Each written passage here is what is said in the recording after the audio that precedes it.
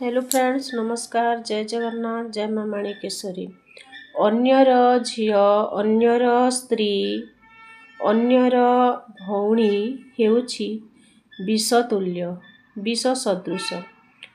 ସେହି ମାନଙ୍କ ଉପରେ ଯଦି ଅନ୍ୟ ପୁରୁଷ ନଜର ପକାଏ, ତାହେଲେ ତାର ସମୂଳେ ଧ୍ୱଂସ ହେବାର ସମ୍ଭାବନା।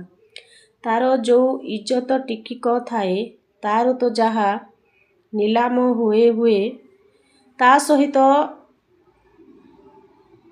ତାର ପରିବାରର ଲୋକ ମଧ୍ୟ ତା ସହିତ ସମାଜ ଆଗରେ ମୁଣ୍ଡ ଟେକି ବାଟ ଚାଲିପାରନ୍ତି ନାହିଁ।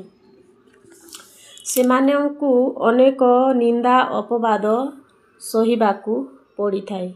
ତେଣୁକରି ଅନ୍ୟର ସ୍ତ୍ରୀ, ଅନ୍ୟର ଭଉଣୀ, ଅନ୍ୟର ଝିଅକୁ ନଜର ପକାଇବା ଉଚିତ ନୁହେଁ।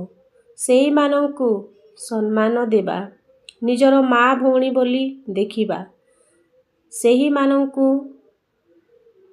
ନିଜର ଅତି ନିଜର ବୋଲି ଭାବିବା ଓ ସେମାନଙ୍କୁ ହଇରାଣ ନ କରି ନିଜେ ସୁଧୁରି ଯିବା। ନହେଲେ ସେଇ